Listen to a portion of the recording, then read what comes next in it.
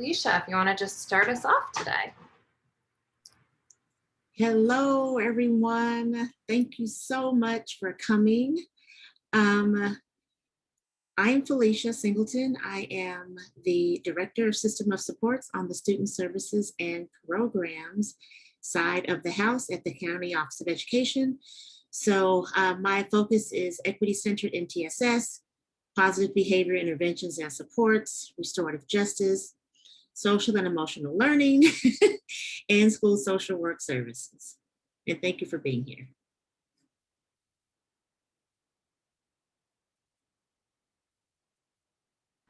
Have to remember to unmute as well.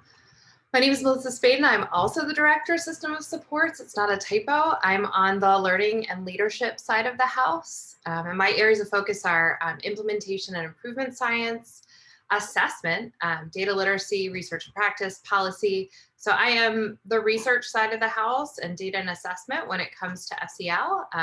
But our focus collectively is really on implementation. And we also have one of our colleagues joining us today to share about SEL implementation in VAPA. And I'm Pauline Crooks. I'm the arts coordinator at the County Office of Education and in the curriculum and instruction department. And we focus on equity, curriculum design, the California Arts Education Framework and Standards, leadership and systems of support. And I'm really glad to be here with you all today. Thank you, Pauline. We're going to open up with acknowledging the land that we are on. And while we may be virtual, we are going to acknowledge where we are here in San Diego County. Every community owes its existence and vitality to generations from around the world who contributed their hopes, dreams, and energy to making the history that led to this moment. Some were brought here against their will, some were drawn to leave their distant homes in hope of a better life, and some have lived on this land for more generations than can be counted. Please take a moment to consider the many legacies of violence, displacement, migration, and settlement that bring us here today. Truth and acknowledgement are critical to building mutual respect and connection across all barriers of heritage and difference. We begin this effort to acknowledge what has been buried by honoring the truth. Today, we gather on the ancestral lands that carry the footsteps of the Kumeyaay people. The Kumeyaay people have stewarded this land for centuries, and this land has nourished, healed, protected, and embraced them for many generations in a relationship of balance and harmony. Today, the Kumeyaay people are present on 13 bands located across reservations across the county. We pay respects to their elders, past and present. We acknowledge this legacy and we find inspiration from this land, the land of the Kumeyaay. And as we begin our work today, we are going to just take a moment to breathe with the heart. So what does that mean? That means that we are going to try and release whatever we showed up today with. We know it's just after 3:30. We've already had a full day and we tend to carry that with us sometimes in our shoulders, or we get a tension headache, or we're just tense because we're moving at a very fast pace, especially now as we're preparing to reopen school. So I'm going to ask that either you can turn your cameras off, and we're just going to take a couple of minutes to breathe with the heart. And we're going to just become focused on what is happening as we inhale and as we exhale. So what we're going to do, when you see the heart filling up, take a deep breath in through your nose, hold it, and breathe out through your mouth, releasing that. Good. Breathe in and breathe out. So you're breathing in calmness, you're breathing in the ability to be present, and you're breathing in the ability to have an open heart and mind with what we discussed today. And you are breathing out the stress, you're breathing out those thoughts that consume us, you're breathing out your to-do list, and you're giving yourself permission for this 1 hour to engage in learning and a conversation in a safe and non-judgmental space. So breathe in one more time and exhale. And you can open your eyes when you're ready and turn your camera back on as we talk about what we will be doing for the next hour. So our session outcomes today are to understand the connection between the SEL competencies and academic components of student learning. Experience the 3 signature practices in different content areas, and discuss the integration of SEL competencies in 2 content areas, VAPA and ELA. And the main thing we want you to take away today is that we don't want teachers to feel like SEL is something else added onto their plate. SEL is really about who you are and how you show up than something that you do. It's more about how you engage with our students versus a packaged curriculum. So today we'll attempt to make those connections for you, and hopefully you will find something valuable that you can start to embed in your practice. So this next quote, would someone like to read this for the group? I will. Thank you. Hi, I'm Laurie Duraldi. I'm from Calexico. So I'm not a member of San Diego County Office of Education, but I'm a graduate of University of San Diego right across the street from you guys. Welcome. Welcome. Yeah, well, thank you. Thank you. I'm just excited to be here. So thank you for entertaining my introduction. I want 100% of kids to have successful school experience. Oops, let me minimize here. Sorry. You have to meet them where they are at and teach the whole child. If students don't think they matter or don't think you care about them, doubling down on math isn't going to help them. Maria Karstafen.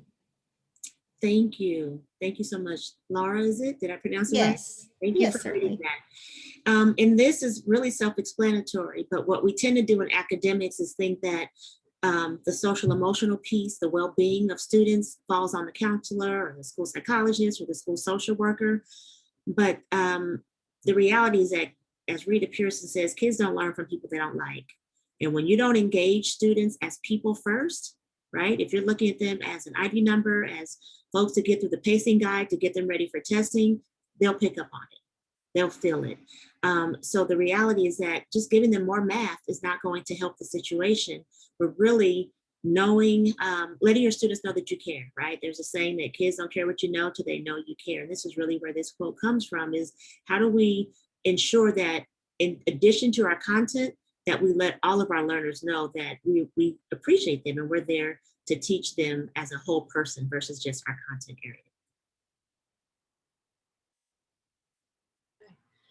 area. Thank you, Felicia.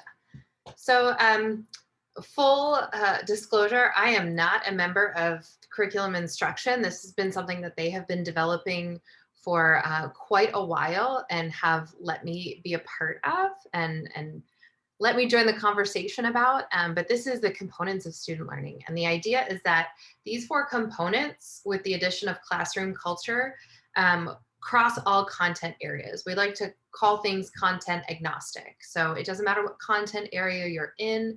These are 4 of the most important core components of what should be happening no matter what the content area is. And we thought that we'd start out today just addressing that.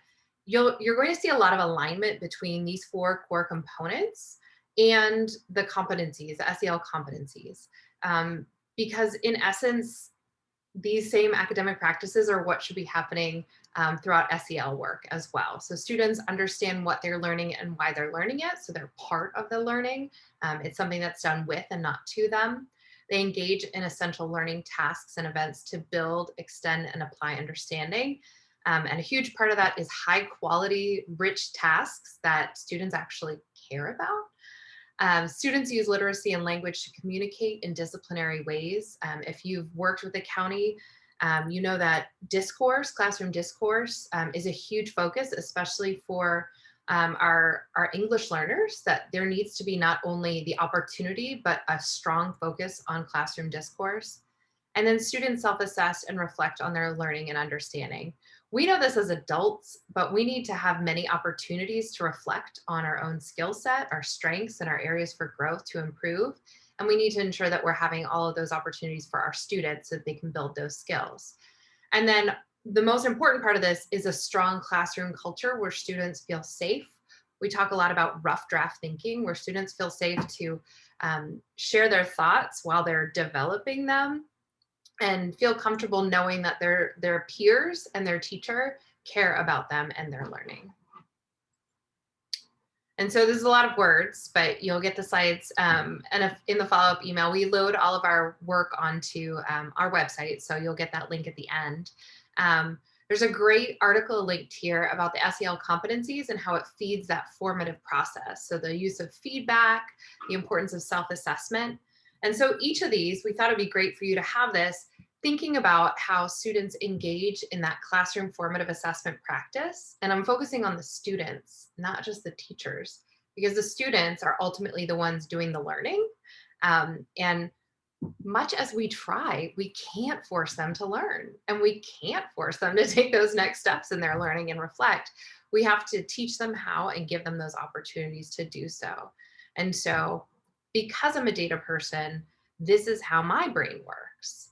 I thought I would take these and look at alignment across. So if you look at the different components of student learning, you can see that the two, I mean, this is just the bare minimum, but two of the SEL competencies that show up here in a classroom, a collaborative classroom culture, you'll see social awareness. So students being able to learn about people who are different from them and having an understanding of what society really means, addressing some of the inequities in society, and having relationship skills so that they can manage those interpersonal relationships, ideally at a young age. Students understand what they're learning and why they're learning it. And a huge part of that is that self-management and being able to set goals and have that concept of how this applies to their future work or future learning.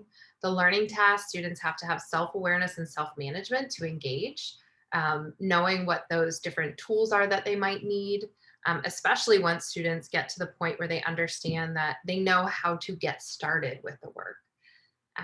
Using literacy and language to communicate in disciplinary ways, it's really important for them to have social awareness, to understand the context in which you communicate, as well as having the self-management skills to know when to talk, when not to talk, and also how to engage in productive group talk. And then self-assessing and reflecting on their learning. That's a lot of self-awareness. As adults, we know that that is a difficult thing to do. It's really hard to reflect, to be aware and really write down on paper what our needs for growth are, and to manage that and to think about what are those next steps and how do I ask for the support I need. One of the things that we've noticed popping up across all of our SEL webinars is whenever we ask folks to do this self-assessment, the SEL competencies for 2020, and it's focused on educators, and it asks you to think about where you're strongest right now. People are not great, adults are not great at asking for help. They're not great at taking care of themselves and asking for help, but they're consistently rating really high on taking care of others. And so that's something that we need to teach our adults to do when we're teaching them about SEL, but also empower our students to do and have the ability to practice. So we wanted to share, I'm always going to share assessment resources, but to know where you need to go, you have to have a firm idea of where you are. And so thinking about integrating SEL into your academics, you need to have a good understanding of your system.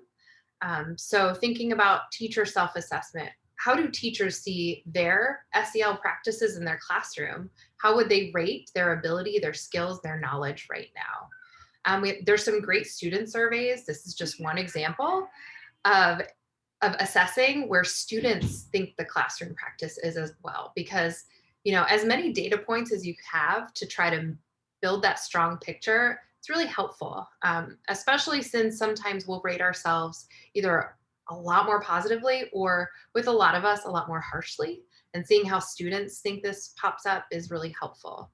A couple others that are really helpful are also a belief survey to understand the current beliefs of the adults in your system. And along with that, also a readiness survey. Is your system ready to engage in this work?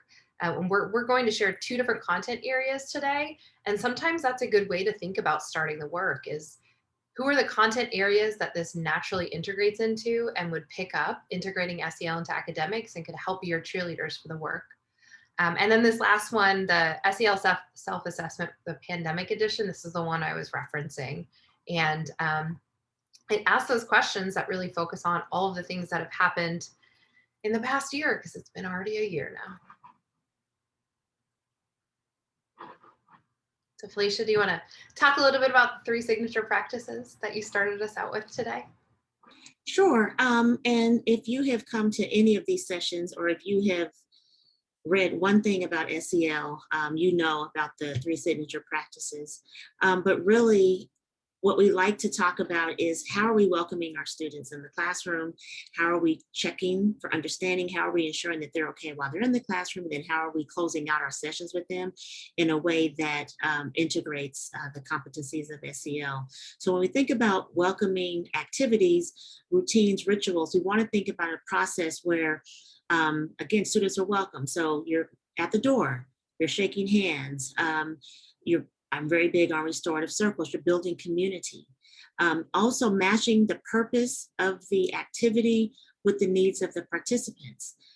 So if you have a classroom, for instance, that has students who are accessing extra supports through an IEP, so maybe deaf and hard of hearing or speech impaired, you're making sure those activities are relevant to them, right? So you're not playing music for students that cannot hear. You're tapping into what those needs are to ensure that they feel like those activities and practices meet their needs. And then knowing your student's name and welcoming them. Again, that's standing at the door. Hey, Felicia. Hey, Melissa. Glad to see you today.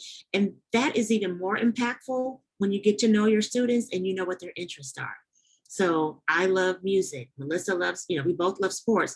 Melissa went to Clemson. So if she was always wanting to go to Clemson and you knew that when she walked in the door, you can talk about those Tigers. You can talk about the championship game that they won, right? So you can talk about those things, and it's not, and kids know when it's fake and they know when it's authentic. So this may not happen on day one, but when you're intentionally building those relationships, then it becomes a part of your practice, and then they really know that you're getting to know them.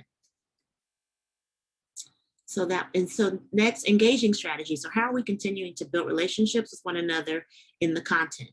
So the days of sit and get really are gone, because we need to be able to know that not only are we engaging with our learners, but we're allowing our learners to engage with one another. That's matching, hopefully, what they will experience in the real world, not just working in a silo. We're trying to disrupt those in education. And when you look at a lot of the tech industries and a lot of the startups, they work collaboratively. They're on offices and there are cubicles. Everybody's just out on the floor together brainstorming. I don't know if anyone's ever watched Zoe's Extraordinary Playlist, but that's a great show to see what it means to engage in relationship building with one another around the content. And then you're supporting everyone's learning. So everyone's not in the same place. So how do we scaffold and differentiate in ways? So there may be some lecture, there may be some small group time, there may be a Socratic seminar, but using all these different strategies to engage the students in their learning is also very, very, it's important. And then lastly, how are we closing out the day? And again, optimistic closure does not mean everybody's leaving happy and, just skipping out of class. But we do want to acknowledge what was done well. We do want to acknowledge the successes of that day, right? You want to be able to connect what they've done that day to how they are leaving. So on a scale of 1 to 10, how do you feel about today's learning? Or whatever the topic is, how are you going to embed this in your weekend? Or, you give folks just a quick popcorn or whip around to share out what their experience was like as a group. Not only is it good for the students, but it's also good qualitative data for you as the educator to say, how do I need to tweak this? How can I ensure that I'm engaging all of my learners, and how am I creating a safe culture, free of judgment, where everyone can share and know that I can share, or I can say, no, I'm good, without that judgment.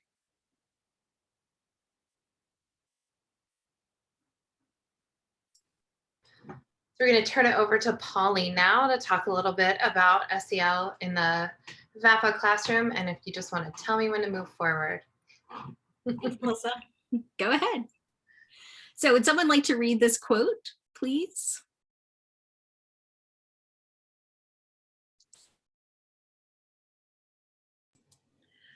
I could read again if there's no Awesome. other volunteer. Thank you. Sure.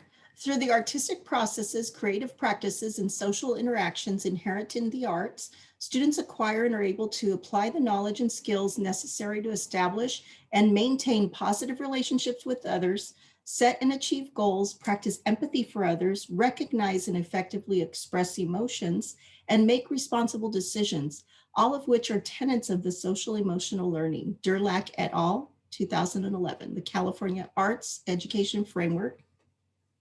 Chapter 1, page 18, pre-publication version. Awesome. Thank you so much. So we have Sure. a new arts education framework, and I pulled this from there. And that the link to this is in the slides as well, if you haven't taken a look at that framework. And social emotional learning is all throughout the entire framework. So we're really, really excited about it. It's not separate in its own chapter. It's woven throughout. So Melissa, if you'd like to go to the next slide. So the California art standards, which are also fairly new, have 4 artistic processes, and you can see them across the top of this chart. So they're create, perform, present, or produce, depending upon which of the 5 arts disciplines you're studying, respond, and connect. And then we're going to explore how these apply to the 5 SEL competencies on the next slide. So we have self-awareness, and this is definitely a foundation in arts education. As students create, it's important for them to recognize their strengths as well as their current limitations, and to take some time to reflect on their work. Whether students are working individually or in a group, their experience will be impacted by their ability to recognize their own emotions as well. So that's something that comes into play here. And this is all taken from an SEL in the Arts framework that just came out actually last week, and we'll share that link with you as well. So you can see on the right-hand side some different instructional practices that go with each of the 5 SEL competencies. So here, instructional practices in this competency could include modeling and practicing self-reflection, first as a whole group, and then allowing students to do this on their own following their creative activities. And then providing opportunities for students to talk about their emotions and how they influence behavior. That could also be helpful. Self-management. Part of being successful in the arts is having a growth mindset and the ability to persevere, because things are going to get tricky, no matter whether you have natural ability that you feel that you were born with, or no matter what is happening. And I live in a house full of artists, so I get to see this firsthand on a daily basis. So that's lots of fun, but it's really important. And especially as students grow older, and especially if those students didn't have a lot of arts experiences when they were younger. Sometimes, just like all of us, when we're trying something new, we run into some challenges, and we have to really be able to persevere to get through them. So in dance class, this could look like breaking down a difficult movement into manageable chunks and talking about the challenges of learning the movement. In a visual arts class, teachers could model how to create a plan for the work of art prior to creating it, and then modeling the evaluation and reflection process that's used while you're creating and after you've finished that piece of art. So the next one, social awareness. This can naturally be found in arts education when students are provided the opportunity to learn about works of art and the artists who created them, including their classmates. So as they're creating, they can learn from one another as artists themselves. Students in a performing arts class, such as dance, music, and theater, will have the opportunity to explore how their actions can impact the whole ensemble. So if someone forgets their lines, for example, in a theater piece, that has an effect on everyone else. Someone hasn't learned their part yet in a piece of music, that has an impact on the whole group. So those are just some examples. So by intentionally creating an environment for students to share their different cultural, personal, and artistic perspectives with frequent reflection and discussion, that's one important instructional practice that can be used here. Also, selecting works of art that highlight the shared human experiences and allowing time for students to share their own experiences, that will also build diversity in the classroom. And that can work. I've noticed that a lot of these instructional practices, even though they might be listed here specifically for one arts discipline, they actually can go across all 5 of the arts disciplines. that you'll see as well. So relationship skills, they're part of the collaborative nature of arts, and the reason why so many of our students actually feel connected to the arts. And as students get older, we know this is a reason why a lot of students continue to come to school for these classes. So we want to make sure we build on that and continue nurturing those relationship skills. They can be more challenging in a visual arts classroom because those practices tend to be more individual in nature versus collaborative, but you can implement practices such as providing opportunities for students to assist each other in finding solutions when they run into a problem in creating their work of art, and also offering feedback. So that's a good way to address that. So in responsible decision-making, this can be supported through co-creating and utilizing norms, just as you would in any other classroom. And these are definitely necessary in the arts classrooms because you have so many students generally and so many materials and supplies that you don't necessarily have in other classrooms. So you want to have those norms in place. So creating a space for conversations around also sharing and copying and imitating in art is an important practice in music as well as all of the other arts disciplines. So why pirating music and copying someone else's art and trying to pass it off as your own? Those things are illegal, as well as part of making responsible decisions. So what we're going to do next is we're actually going to try out some things from the playbook that Felicia was mentioning and what they can look like in the arts classroom. So on this slide, you see an example of a screenshot from a unit that was created for 8th grade music as part of a project that we've been working on almost for a year, creating online learning units with the SDCOE Foundation. And so we have them for kindergarten through 12th grade for virtually every content area. And we'll give you the link to that too, in case you haven't seen those yet. But this is an 8th grade music lesson. So Melissa, if you want to go to the next slide. And what we're going to show you is, and this is part of that framework that we're going to share with you. You can see up at the top is the connect, which is one of the 4 artistic processes. And then on the left, we're going to be looking at self-awareness today. So you can see the essential questions and enduring understandings. That's the EU and EQ that are listed there, just in case those things aren't clicking in your head right now. And these are taken from the art standards. And the same thing we're going to look at with the responding artistic process as well. So here we go with a welcoming and inclusion activity. So what we'd like you to do right now, and I think we're going to put you in breakout rooms for this, is so instead of putting it in the chat, I would like you to think of a song that makes you really happy. And you may need, when I do stuff like this, sometimes I have to look at my phone or just the first song that comes to mind, something that makes you really happy. And I want you to think about why that song makes you happy and how it makes you feel physically. You may have a whole list of songs that might be hard to figure out one, but pick one that you can think of, and we're going to put you in a breakout room and we're going to have you share the name of the song that makes you happy. Feel free to sing it for someone else if you want to. I'm just kidding. For anyone that panicked, you don't have to do that, but you can if you want to. The name of the song, why it makes you happy, and how it makes you feel physically.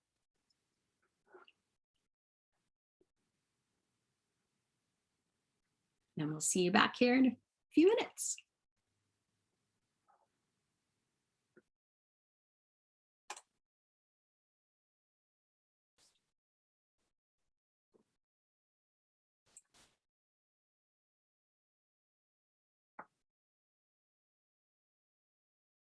Like I said, we had, chill and all that. And it's a really good way to connect with one another. It's a good way to get to know people's names and to learn something new about them as a peer and as an educator. You can learn more about your students by doing things like this.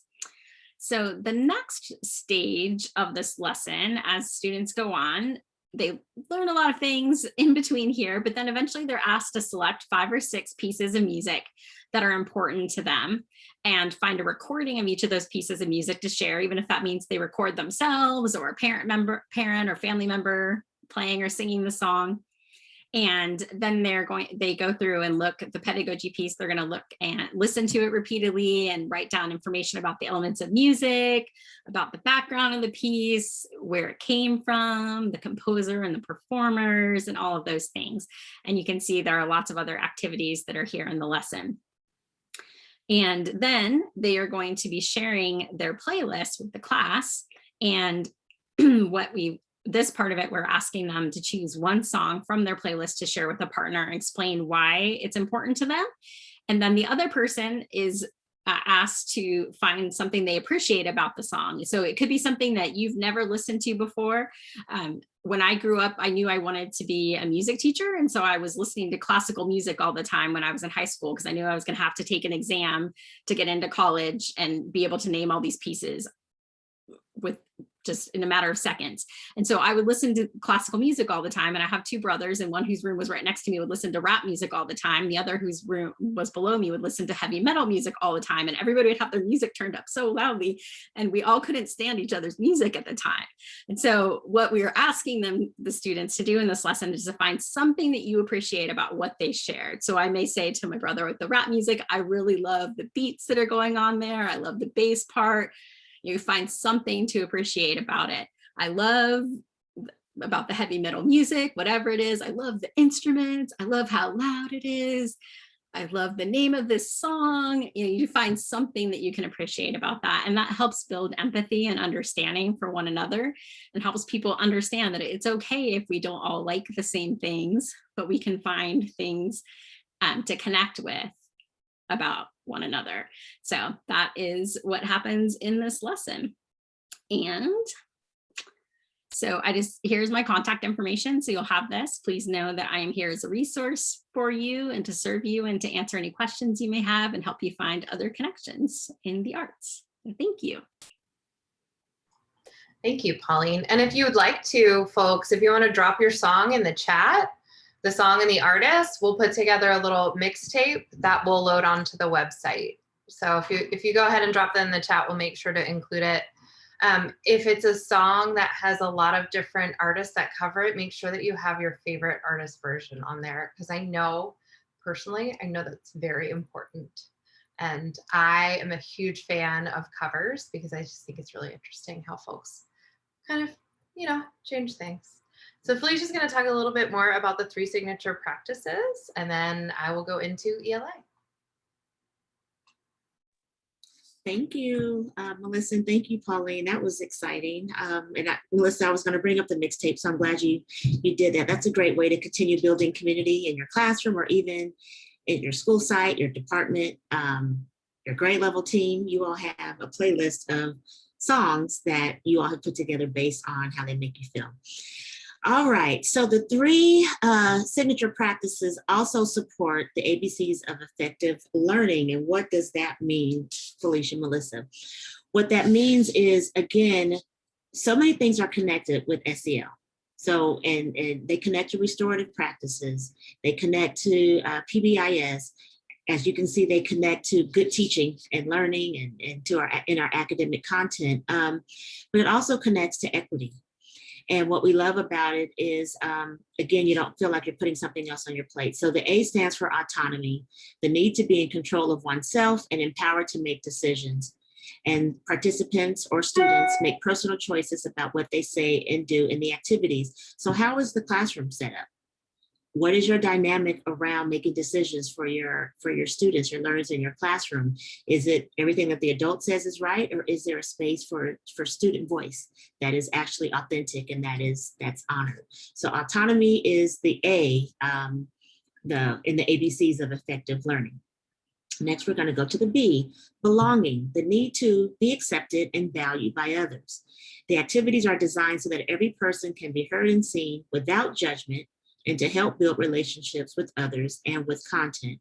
So here, what immediately comes to mind are community building circles. So when students feel comfortable, when you've established that culture in your classroom, they feel comfortable in sharing.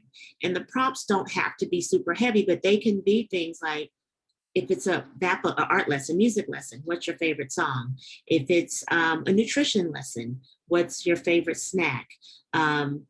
Athletics, what's your favorite sport? There are different ways that you can have low risk prompts where students can start to engage with one another and help build that community. And what they also start to see is that they have more in common with their classmates than not.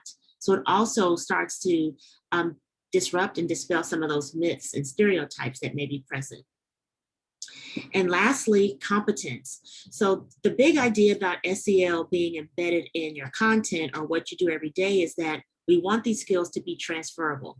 We don't want it to look and feel as though I get SEL in third period at this time, right? We wanted to know that SEL competencies need to be effective in order for us to accomplish things. So the 3 SEL signature practices give students opportunities to be effective across a variety of contexts and to strengthen intra and interpersonal skills during the school day, in out of school time, experiences, and or work. So again, we're talking about areas that also transfer into us as the adults in the system. So we take care of ourselves first. We do our own work. And then we also, so we're modeling that for our learners. But again, SEL shouldn't be something that's done just during the school day, but how does it transfer out of school and then eventually as adults? And aligning to a clear purpose. What does that mean? It means that you have a clear idea of what's important when you're talking about SEL practices, and that you're achieving these goals and really you're hoping to increase that engagement. So we're asking ourselves, what is important about this engagement? Is it about just you sit and get, you giving the knowledge and then just assuming, right? The chicken feed approach, you throw it out there and those who grasp it get it and those who don't, oh well. No, we want to make sure that when we're talking about SEL, we're aligning it to a clear purpose, and that is making a safe, judgment-free, welcoming environment for all of our learners, and they feel included and they feel valued. Well, as it goes, our ELA folks were not available today, so they put together this wonderful presentation. And it just so happens that I was a high school English teacher and theater teacher, so I love it. This is like my favorite, content session. But I'm going to share some of the resources that they put together. And the organizer that I had pasted in the link also has all of the SDCOE curriculum resources. Sorry, I've got COVID brain apparently. Pandemic brain embedded within there. So some of the natural connections that exist, we know these things are natural. There's communication that's necessary through the reading, writing, speaking, and listening. And it's important to be aware of the context, the social awareness, the interpersonal relationships, all of those important aspects as you're working through communication. And then the capacity to communicate knowledgeably, effectively, and responsibly requires all of the competencies, because like Felicia mentioned, it's not just interpersonal, it's also intrapersonal, intercultural, working and communicating across a variety of contexts. And that's what we're really asking students to be able to do in ELA now, is to really have the ability to understand and respond to a variety of contexts. So they pulled this beautiful graphic that shows the circles of implementation from the ELA ELD framework. And I will say it's a great framework. Chapter 8 about assessment is like the most beautiful document ever. If you've never read it, I highly recommend it. But the idea of the classroom climate and social emotional learning, we talked about this at the beginning, but the classroom climate, it is created by these practices, these competencies that you engage in, and the way that you communicate with your students. And so really thinking about how all of these pieces work together, that you're motivating students, the work is engaging, it is integrated, it's respectful. And then this last piece that is so important that we often overlook, it's intellectually challenging. I don't know if you've ever had the experience where you've been in a class, whether it was, K-12 schooling or after that, and the assignment or the reading just was so below the level that it should have been for that course that it was almost insulting, right? So you read something, you're in undergraduate course and you're like, isn't this a middle school reading? It just feels like the teacher is not honoring you and the knowledge that you bring to the table. And that's a really important factor, especially when we think about teachers being able to differentiate and scaffold. That doesn't mean taking away the rigor.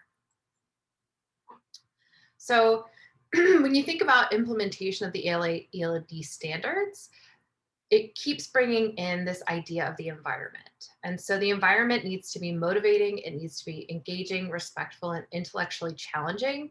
And the whole concept of this, obviously from the ELD framework, is that none of it will be effective unless you have this sort of environment for your students. You know, they're not going to be highly skilled at reading and writing and speaking and listening, especially to each other, if they don't have this environment that really motivates and supports them. So they worked in charts, which is my way of thinking as well, and thought through what are some of the ways that we can address some of these skills and areas for each of the competencies. And so because Pauline talked in depth, I'm just going to go over some of the ideas that they have included here. But some of the key examples, and this is, you know, I think a lot of this is some of the younger grades, but this also applies to high schoolers. And if you've ever worked with secondary students, worked through 9 through 12, we often overlook some of these lower level, lower difficulty questions that really they want to engage in, right? Like, how are you feeling today? Doesn't matter how old you are. And the older they get, and especially those 15, 16-year-olds, they've got a lot of feelings. How do you feel about this topic? So getting them to relate to what they're learning, and also getting them to share, if not with you, but often through their writing. You'll see this a lot if you teach ELA or any other content that has a lot of writing in it. Did a lot of writing in theater, and this was what we'd see. What do you care or worry about? So what is going through your mind? What are some of the stressors that your students are facing? There's a lot of examples that they have linked here as well, but relating all of those as well to the content at hand is really important. So there's, you know, all these examples of using things like mood meters, which I'm sure a lot of you have seen. We use them in our department meeting to try to express how we're feeling. But having that awareness of that, and then having ideas for them to integrate that into what they're reading, what they're learning about, especially for nonfiction. You know, it really helps you relate to the I mean, they're not a character, to the person in nonfiction when you're understanding what that inner conflict is, what their concerns were. For self-management, it's really helpful to kind of work through some of these practices that students have to engage in.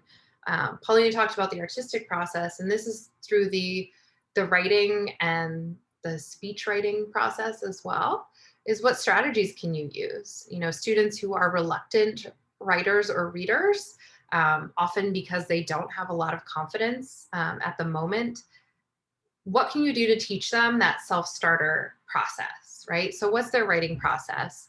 Sharing what other writers talk about in their writing process has been so helpful for my students in the past. Learning that not everybody just sits down and has brilliant thoughts, but they have 1,000 drafts that they throw away.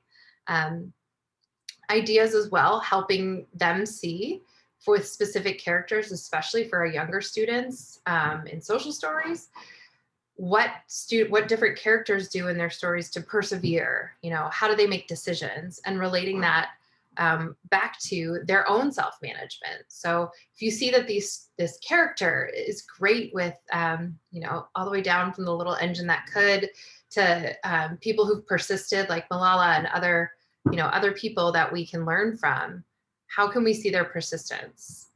And there's a couple great examples here. And they are linked in the slides as well that you'll see. The habits of mind, if you're not familiar with, these are great as well to help students and teachers think about how they integrate these practices into their lessons. For social awareness, a lot of this is very useful to have and to think about as you're doing character development. And I know that might seem, you know, kind of out there, but thinking about characterization, how characters relate to each other, when you're thinking about their motivation and why a character does something that they do, that helps students sort of grapple with and relate to the real world, when the real world is a very confusing and messy place, especially right now. And sometimes having them work through that in fiction is a good way of bringing that conversation into current events as well. So how can you relate to that character? How can you have empathy for people that you don't relate to at all? And how can you see how they are influenced by others? And so there's a couple examples and resources, including here, thinking about character traits. There's a great example with a crosswalk to Bloom's taxonomy, different character traits as well. And one of the things that I love is how they brought in the idea about how characters change. And I think that's important as well, to understand that characters in stories are dynamic, just like humans are. And who we were a couple of years ago is not who we are today, and helping them see that connection. For relationship skills, I think this one is pretty easy. But I also love the idea of bringing that back to the characters' inner dialogue and helping students work on their own inner dialogue when they're having these kind of conversations. So that interpersonal conflict idea, what is your self-talk before you engage in these interpersonal conflicts? What's going through your mind? And I realize this sounds a lot like therapy, but it's just thinking through it and preparing students for, if you're engaged in some sort of interpersonal conflict, before you speak, what's your process? What is this character dealing with, and how can you relate that? And a few characters that they have, or a few examples that they have here. I love this example here from the Crucible, showing how they interrelate to each other. It's kind of like that character web of their relationships and how they interrelate, and thinking through what the influences are and that they've had on each other. And then the last one, responsible decision making. And I think this is probably one of the easiest ones, especially for the younger grades to talk about. But I can tell you, we've had some fascinating conversations with older students. I taught Lord of the Flies, and that was just one of the never-ending best conversations ever about the decisions the characters made, right? And thinking through, why did they make these decisions? What influences existed to get those characters to that point? And how did those decisions that they made affect others, and affect themselves too, going down the line? If you've read Lord of the Flies, or the story, that those students or those kids are probably living with quite a bit of trauma if they survived. And so thinking through, how could a character have made a different decision? And even looking through and thinking through those decision points, where did it all go wrong? And my 15-year-old students could have conversations about whose fault was, or who was responsible for what throughout that story for hours. So some examples you have here, I think they rebranded, but the Teaching Tolerance website has some great resources around empathy, especially some resources around analyzing characters and thinking through, that they're dynamic, what their internal conflict is, which that's one of the best things about literature, is that you can read their thoughts, which we just don't get in the real world very often, unless they happen to share it on TikTok. And then one of the great things that is helpful for students who are really struggling with why a character made a certain choice, which tells you a lot about that student, is making those changes. So they take that character and they rewrite part of their story. And that also gives you a lot of insight into the way that student thinks, and some of the things that often frustrated them about that character. So the 3 signature practices in ELA, there are a never-ending selection of things that you could do to make this. Sorry, that's my husband and my mother-in-law and my son. Thinking through, relating this to those character ideas, one of the things that is wonderful, no matter what the age, because I've done this with adults, is writing some positive things, positive character traits about yourself, and then students share, and then they write nice things about each other. We've done this with little mailboxes or boxes where people write nice things about each other. And Pauline can tell you I did this with our division, and people loved it. I mean, it was one of people's favorite things, because You know what? The older you get, the less people tell you, you are really creative, or whatever it is, like you're a great friend. You don't hear that as much. And so, no matter what the age, just sharing positive things with each other helps create community, but it also is just really nice. Some engaging practices, the opportunities for students to share again in small groups with partners, depending on your student group. Some classes I've had, they wanted to stay in their same small groups for extended periods of time. Sometimes students want to have flex grouping and move around a lot. And so that also is a really good indicator of students' comfort level. And then an optimistic closure. So this example is, what characteristics make someone a good friend, or telling each other, positive things about each other, and then sharing something positive that they learned about themselves from another student. So if you did that activity where they write positive traits about each other, something that someone else said about them that was nice. And, all of these, no matter what the content area may seem small, but they have such a huge impact on each student, because often people are not telling them these really good things about each other, and we don't give them another venue for it. They're in school so many hours each day, and they just don't have the opportunity for this positive engagement. They might go home and they hear it from their parents, but we can tell you, our parents, they say those things because they have to. They're our parents, and so hearing it from your peers is so powerful as well. Their contact information is here on the last slide as well. And we are almost at 4:30. I want to share, Felicia's just going to give us a quick recap. I will put the website in the chat, but you will get a follow-up email with all of the resources, and the recording will be uploaded as well if my computer allows it today.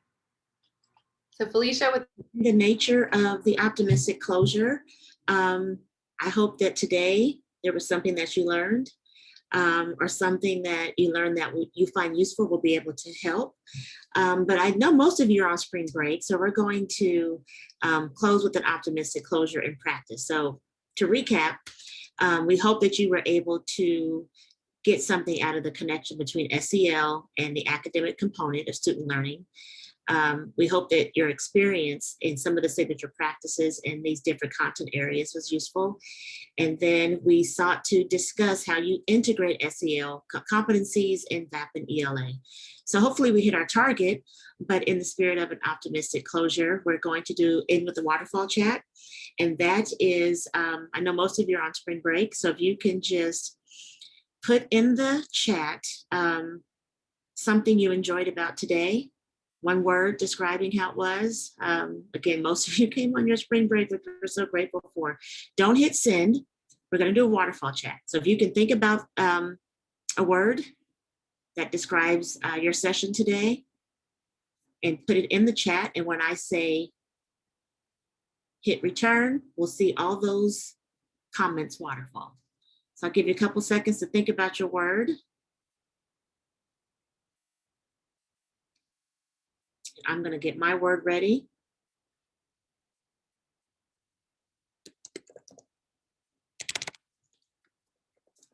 And on the count of 3, if everyone hits return, we'll see all the comments. 1, 2, 3. I love that. It never gets old. So thank you, everyone.